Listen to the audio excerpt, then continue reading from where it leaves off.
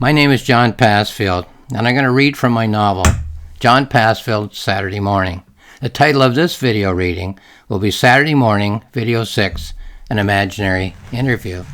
Now here's the cover of the novel, John Passfield's Saturday Morning. Picture of two young people, that's my future wife and I, in our car, 1960 Austin Healey Sprite, a novel by John Passfield. So the top name is the main character, John Passfield, and the bottom name is the writer, John Passfield. Here's the summary on the back of the novel. A 21-year-old would-be writer, John Passfield, me, spends the last few months as a garbage collector on the streets of his hometown, St. Thomas, Ontario, Canada, in the summer of Canada's centennial year, 1967. As he works, he compares the imagery of his own life so far, 21 years, and of his upcoming marriage and pending career as a high school teacher, his future, to the imagery of the great books that he is reading, all while in pursuit of building the perfect load of garbage. Well, why the perfect load of garbage? Well, there's more garbage than the truck can hold, and if he doesn't build a really good load by wedging everything in, it's going to fall off the truck the first time they hit a pothole, or blow off the truck if they get a breeze or a wind. So it's an interesting mythical pattern, I think. You're in a situation where you better be perfect or you're going to be in big trouble. Well, as he's building that load of garbage, he's thinking, the main character of this novel, my 21-year-old self, is working in the back of an open truck, which is moving along the curb of his hometown. He's building a load out of the garbage which is being handed to him in pails and boxes as the truck moves from house to house. As he works, he considers the significance of his life so far. As he explores the concept of significance, he fantasizes being the subject of an imaginary interview. So you can drive a garbage truck, which he's doing at the moment, and daydream. Well, what if I was significant enough to be interviewed? The imaginary interview appears as imagery in all 16 chapters of the novel. In order to keep this video within a manageable length, I'm only going to read from 6 of these chapters of interview. So here's chapter 1, and it just shows you how he starts the daydream of the interview. I'll go to page 4 here. This is reading from the novel. Driving a garbage truck and thinking, I think I live my life mostly in my mind, more than the life that people can see. I live as full a life as anybody. People can see me in school or at the beach or even working on a garbage truck. There's a lot more life going on inside this skull. Funny how you can drive a truck or empty garbage cans or even build a load and still do other things. Other mental things, that is. You can even imagine that you're giving an interview. Excuse me, a little frog in my throat. Now, here is the interview, as he's driving the garbage truck. There are certain things, you understand, that I don't wish to talk about. My impending marriage, my relationship with my future wife, my future career as a teacher, which, as you realize, I haven't even started yet, and my mom and my dad and my brother and my sister and my relatives. All these things I see as my private world. Well, what is he willing to talk about in this imaginary interview? However, I'm willing to talk about my experiences here in the garbage. After all, it'll soon be coming to an end, so I can't be fired for what I say, and they can't take the money back, and besides, I'm not a vindictive person. I have no axe to grind, so there'll be nothing malicious in what I would have to say. But just to keep things clear, both to me and to you, just what would you say is the purpose of this interview? Well, he's interviewing himself because it's imaginary, so the purpose is just to kind of sort out his ideas. I'm going to search for a page number here. And here we are. So what he does is he kind of compares his future life, unknown to him, to lives that are already being lived, people who works with on the garbage trucks and at the dump. So here's one of the men that he's come to know, Ivan, the bulldozer operator. There was a fire in the dump, and I was manning the fire hose. And Ivan, the bulldozer operator, was scooping up bucket loads of dirt and dumping them on the fire.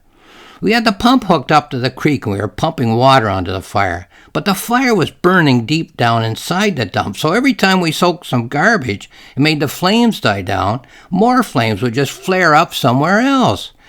And someone shouted Ivan's name, and I turned with a fire hose, and there was Ivan on the bulldozer, surrounded by flame.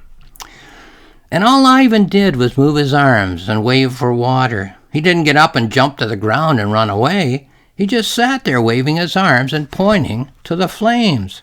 So I played the hose on the bulldozer and tried to put out the fire, but the flames just kept leaping and wouldn't subside. Now, leaving out some other imagery on other topics, we go over to the dozer's filled with diesel fuel. He'll go up like he's sitting on a bomb.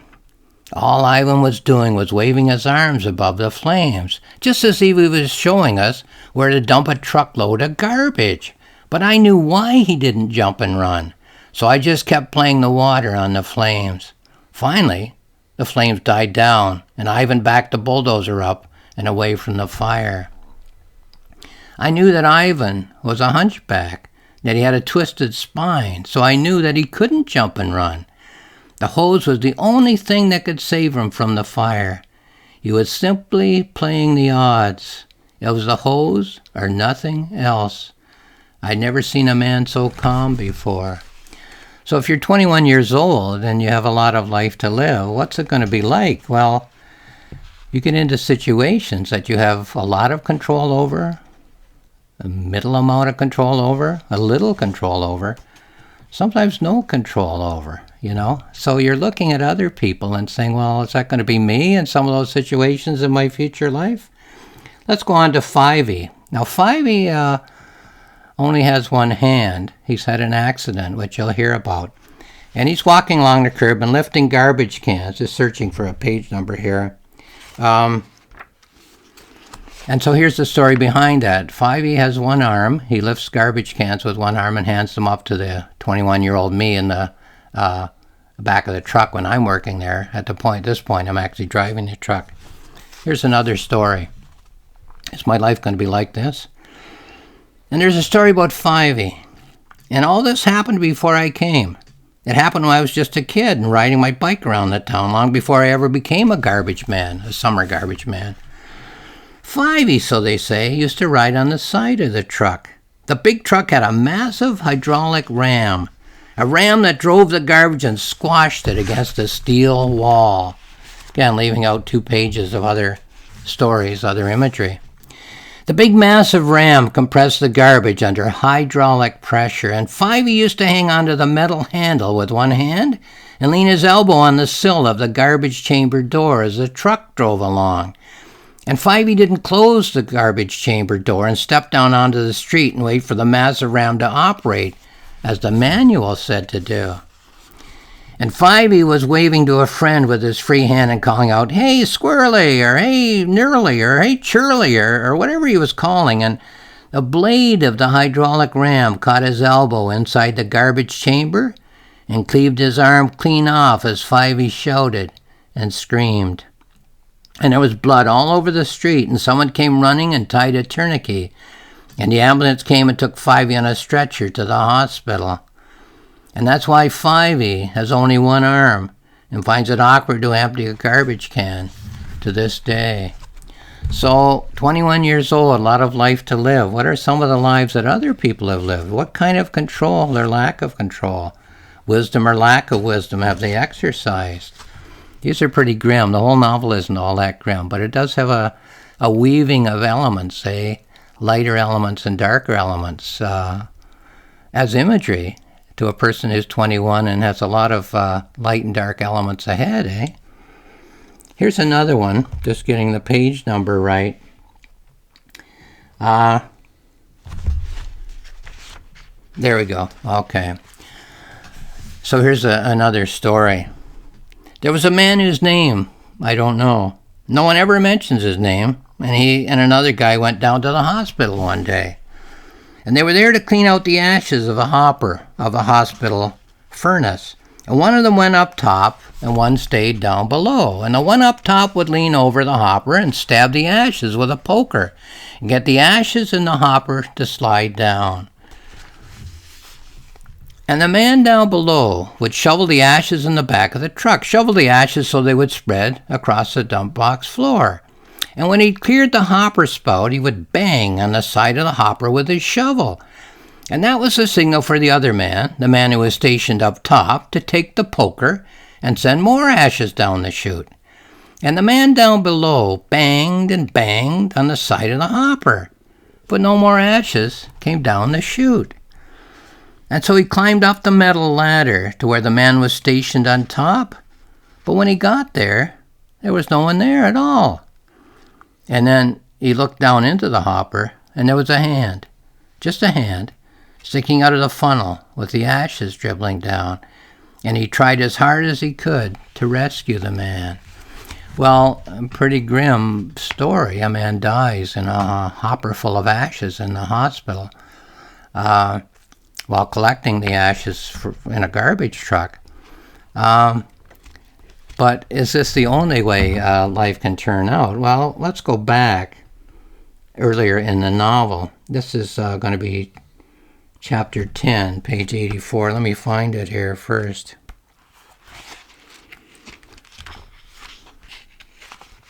What happens to life, and then how do we respond to that? It's the same topic, really, but it's lives of the garbage men that he's worked with or known about.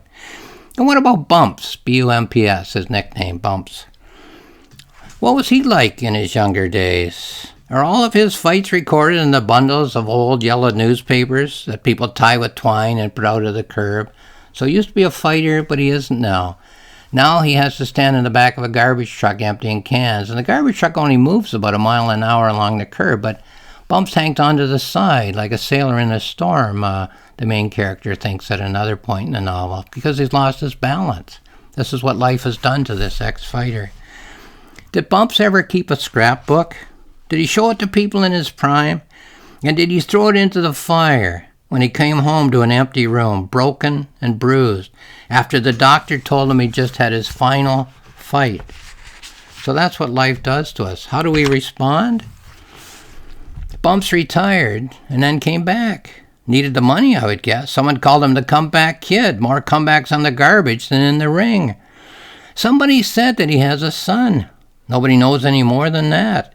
Doesn't know how old. Don't know how old he must be. Sorry. Old enough to get the pension? Why does Bumps keep coming back?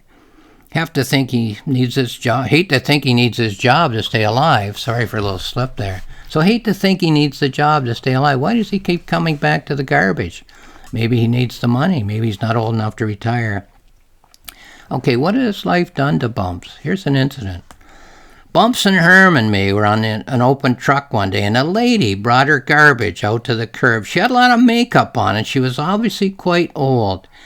Bumps was up in the back of the truck, and Herm handed him the can, and the lady stood there and waited for her can. "Say, Herm," Bumps called out, "is it Halloween?" The lady was standing on the sidewalk, and I was sitting in the cab, and there was no change in her facial expression.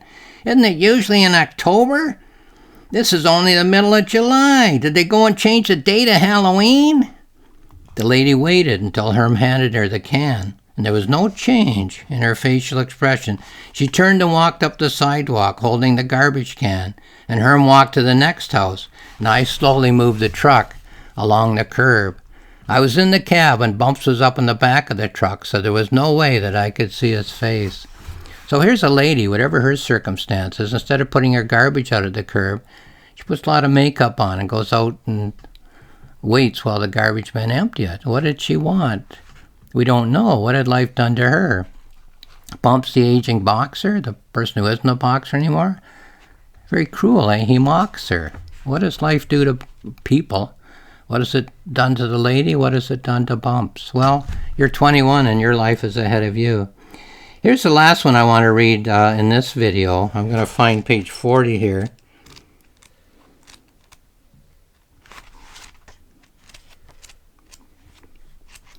And it comes earlier in the novel, and it sets a kind of standard, an ideal standard, a hoped-for standard. We'll see if the 21-year-old can meet that standard as he goes through life. Here it is. So what's all this about parallel lives? What's the point of the dyer's hand? A quote from Shakespeare. If water can so easily be displaced, can humans too? What we are or what we do?